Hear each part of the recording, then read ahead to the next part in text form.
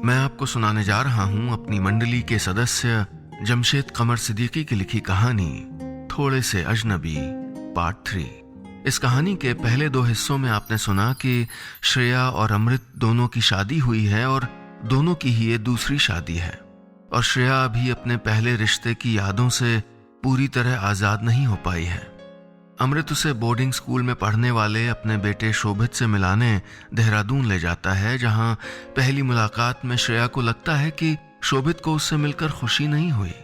आगे क्या मोड़ लेगी ये कहानी, ये जानने के लिए सुनते हैं इसका तीसरा हिस्सा थोड़े से अजनबी पार्ट 3। अमृत के चेहरे पर मुस्कुराहट थी, लेकिन श्रेया साफ पढ़ पा रही थी उस मासूम की आंखों में छुपी हुई नाराजगी। आधी आस्तीन की शर्ट और हरी पतलून पहने वो घुंघराले बाल वाला शोभित देखने में किसी फरिश्ते सा लग रहा था, लेकिन उसके चेहरे के भाव अलग थे। हेलो बोलो इनको बेटा, अमृत ने कहा तो उसने कहा हेलो और पापा की तरफ देखने लगा। अमृत ने उसका हाथ पकड़ा और वो दोनों कमरे के दूसरी तरफ चले गए। शायद वो उनको कुछ दिखा रहा था। श्रेया उसी जगह अकेली बैठी रही। उसे महसूस हो रहा था कि अपने पहले पति क्षितिज की मौत के बाद भी वो इतनी अकेली कभी नहीं थी जितना आज उसे लग रहा था। कुछ देर के बाद शोभित और अमृत वापस आए और अमृत ने श्रेया से कैंटीन चलने को कहा। वहां एक बड़ी सी मेज से सटकर तीनों बैठे और वहां के स्पेशल चिली मोमोज खाने लगे। यार शोभित, ये तो बड़े सही हैं, अमृत ने शोभित से कहा। फिर श्रेया की तरफ देखकर कहा, बिल्कुल दिल्ली वाले मोमोज लग रहे हैं। अमृत ने कहा तो शोभित ने होठों के आगे हाथ झलते हुए कहा, आई जस्ट हेट देम, कितने स्पाइसी हैं ये। वो बोल ही रहा था कि बीच में श्रेया ने कहा, वैसे यहाँ पर बेस्ट मोमोज तो कनाल रोड पे मिलते हैं। शोभित ने उसकी तरफ देखा और कोई जवाब नहीं दिया। वो कुछ झेप सी गई। न जाने क्यों उसे लगा कि श्रेया उन बाप बेटे की बातचीत के बीच में आ रही है।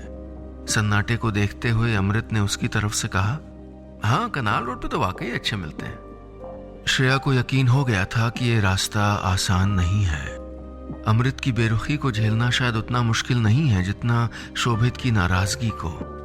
लेकिन फिर उसे ये ख्याल भी आने लगा कि उसकी अपनी क्या गलती है। शोभित की मर्जी का ख्याल अमृत को रखना चाहिए था। अगर उसको इतना ही बुरा लगना था तो नहीं करनी थी शादी। कुछ देर बाद वो लोग शोभित के कुछ बैग वगैरह के साथ होटल वापस आ गए।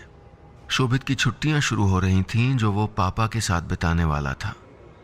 होटल के उस सफ़ेद बेड वाले रूम में एक किनारे बड़ा सा आईना लगा था और छत पर झूमर चमक रहा था। बेड के नीचे की दीवार पर टेक लगाए श्रेया शोभित को देख रही थी, जो कमरे के किनारे रखी मेज कुर्सी पर एक छोटी सी डायरी नुमा कोई चीज़ लिए बैठा था।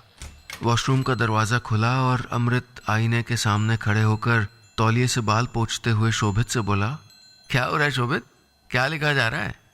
वो तकरीबन चौंकते हुए बोला, कुछ भी नहीं। फिर जरा खुश होते हुए बोला, पापा ये स्लैम बुक है मेरी, इसे मैंने सारे दोस्तों से भरवाया, देखिए। बालों पर होटल की सफ़ेद तौलिया रगड़ते हुए अमृत उसके पास पहुंचा और उसकी स्लैम बुक देखी, जिसके गुलाबी कवर पर स्टाइलिश तरीके से लिखा था, माई स्लैम बुक। शोभित उस डायरी के पन्ने पलटते हुए बोला, ये देखिए, ये वकार का पेज है, ये अनुज का, और ये शिवांगी ने लिखा था। मेरे बारे में सबने कितना अच्छा अच्छा लिखा है, देखिए। श्रेया बेड पर बैठी अमृत के चेहरे को देख रही थी, जिसमें उस डायरी को लेकर कोई दिलचस्पी तो नहीं थी, लेकिन वो इस तरह से पेश आ रहा था जिससे शोभित को यह जाहिर न हो कि उसकी मुस्कुराहट नकली थी। जाहिर है वो अपने बेटे की खुशी का ख्याल रख रहा था। कुछ देर बाद उसका फोन बजा। उसने किसी से बात की और बाहर जाने की तैयारी करने लगा। मैं आता हूँ थोड़ी देर में, तैयार है ना, शाम को मसूरी चल रहे हैं, उसने श्रेया से कहा तो वो भी हामी भरते हुए नकली सा मुस्कुरा दी। उसके जाने के बाद कमरे की खामोशी कई गुना बढ़ गई थी। अब वहां सिर्फ 2 लोग थे, शोभित और श्रेया। वो पिछले 4.5-5 घंटों से एक साथ थे, लेकिन उनके बीच कोई संवाद नहीं हुआ था। श्रेया को शुरू में तो शोभित पे गुस्सा आ रहा था, लेकिन जब उसने गहराई से सोचा तो पाया कि उसका ये बर्ताव लाजिम है। आखिर किसी अजनबी को अचानक माँ कह देना इतना आसान तो नहीं होता ना। उसने एक बार फिर कोशिश की, कमरे में पंखे की आवाज के अलावा दूसरी आवाज गूंजी। शोभित, मुझसे बात नहीं करेंगे आप? शोभित ने पलट कर देखा। यहाँ आइए, बैठिए ना इधर। वो पहले तो हिचकिचाया, फिर आहिस्ता से उठकर बिस्तर पर उसके करीब आकर बैठ गया। उसकी नजर नीची थी।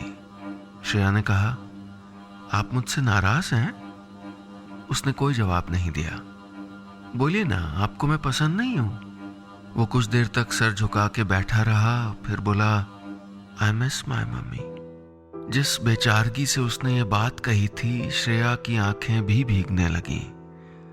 वो थोड़ा आगे आकर बोली, आई कैन अंडरस्टैंड। इस बार शोभित ने पलटकर श्रेया की तरफ देखा। क्या हुआ आपकी मम्मी को? उसने पूछा तो श्रेया ने बताया, 2.5 साल पहले वो भगवान के पास चली गई। बहुत बीमार थी। फिर कुछ लम्हों के बाद बोली, पता है, जब मैं छोटी थी ना तो मुझे डॉगी पालने का बहुत शौक था, लेकिन मम्मी मानती नहीं थी। जब भी मैं कहती कि मम्मी डॉगी चाहिए तो वो मुझको डांट देती। एक दिन मुझको खूब गुस्सा आया। मैंने डिसाइड कर लिया कि अब डॉगी लेकर ही मानूंगी। मैंने पापा मम्मी से कह दिया कि जब तक डॉगी नहीं आता मैं खाना नहीं खाऊंगी। पता है, फिर मैंने पूरे दिन कुछ नहीं खाया। शोभित बेड पर थोड़ा पीछे खिसकते हुए बोला, तो फिर डॉगी मिला? श्रेया ने सर ना में हिलाते हुए कहा, पिटाई मिली। मम्मी ने पिटाई कर दी और फिर मैंने अगली सुबह ब्रेकफास्ट भी नहीं किया और ऐसे ही स्कूल चली गई। लेकिन जब लौट के आई तो देखा मेरे कमरे में एक क्यूट सा डॉगी था। शोभित मुस्कुराया और बोला, तो मम्मी ने आपकी बात मान ली? वो बोली, मम्मी ने नहीं, पापा ने। एक्चुअली पापा ने बताया कि जितनी देर मैंने खाना नहीं खाया उतनी देर मम्मी ने भी खाना नहीं खाया था। पापा डॉगी इसलिए ले आए थे कि कहीं मम्मी बीमार ना पड़ जाए। शोभित कुछ उदास सा हो गया, बोला, मम्मी कितनी अच्छी होती है ना? श्रेया आगे बढ़ी और उसके सर को सहलाते हुए बोली, पर तुम उदास मत हो। फिर लड़खड़ाते हुए बोली, मैं हूं ना तुम्हारी मम्मी। इस एक जुमले को कहने में न जाने कितनी हिम्मत जुटाई थी श्रेया ने। उसे लगा भी था कि वो कामयाब हो गई, लेकिन तभी शोभित ने पलटकर देखा और उसका हाथ अपने सर से हटाते हुए पूरी संजीदगी से कहा, नहीं, आप मेरी मम्मी नहीं हैं। वो वापस उसी जगह आकर बैठ गया। श्रेया की आंखों में आंसुओं की चमक बिखरने लगी। वो बिस्तर पर लेट गई। उसे नहीं पता था कि वो इससे ज्यादा क्या कर सकती थी। शाम को देहरादून में हल्की बारिश होने लगी थी। जिस वक्त हल्की बूंदाबांदी हुई वो तीनों मसूरी के रास्ते में थे। खिड़की वाली सीट पर श्रेया थी और उसके सामने अमृत बैठा था, जिसके बगल में शोभित था। जब तक शोभित और श्रेया के बीच बातचीत नहीं हुई थी, उनके बीच का फासला उतना नहीं बढ़ा था जितना अब बढ़ गया था। वो दोनों एक दूसरे के सामने थे, लेकिन फिर भी एक दूसरे से दूर, शायद बहुत दूर। ट्रेन की खिड़की से बाहर देखते हुए श्रेया को दूर तक फैले खूबसूरत नज़ारे दिख रहे थे, लेकिन न वो उन नज़ारों को देखकर खुश हो रही थी और न उसका कहीं जाने का मन हो रहा था। उसका दिल कर रहा था कि वो वहां से भाग जाए, वापस चली जाए अपने घर। अमृत से शादी करने का फैसला तो उसका यूं भी कभी नहीं था, लेकिन पापा के दबाव डालने के बाद उसने ये सोचकर शादी कर ली थी कि अमृत शायद उस जगह को भर पाए जो क्षितिज के जाने से खाली रह गई थी। लेकिन ऐसा नहीं था, ये तो उसका वहम निकला। अमृत नाखून बराबर भी क्षितिज जैसा नहीं था। वो बहुत कम बोलता था, नाप तोल के हंसता था और बस पता नहीं, अजीब सा था। चाय लोगी तुम? जब गाड़ी रुकी तो अमृत ने पास से गुजरते हुए चाय वाले को देखकर श्रेया से पूछा तो वो जैसे फट पड़ी। चाय नहीं पीती, मैं बताया तो था ना। शोभित हैरानी से उसको देखने लगा और अमृत कुछ शर्मिंदा सा हो गया। ओ हाँ, सॉरी, तुमने बताया था। जितनी देर वो आमने सामने बैठे रहे, अमृत तो खिड़की से बाहर देखता रहा, लेकिन श्रेया ने गौर किया कि शोभित बार बार नजर बचाकर उसकी तरफ देख रहा था। वो शायद श्रेया के बारे में कोई राय कायम कर रहा था। जाहिर है श्रेया के लिए आने वाला वक्त आसान नहीं था। दोस्तों, ये था मेरी मंडली के सदस्य जमशेद कमर सिद्दीकी की लिखी कहानी थोड़े से अजनबी का तीसरा हिस्सा। उम्मीद है श्रेया और अमृत की उलझनें आपको जिंदगी की कई तल्ख हकीकतों से वाकिफ करा रही होंगी।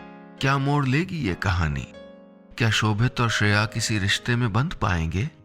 ये जानने के लिए सुनिएगा इस कहानी का चौथा और आखिरी हिस्सा, थोड़े से अजनबी, पार्ट 4।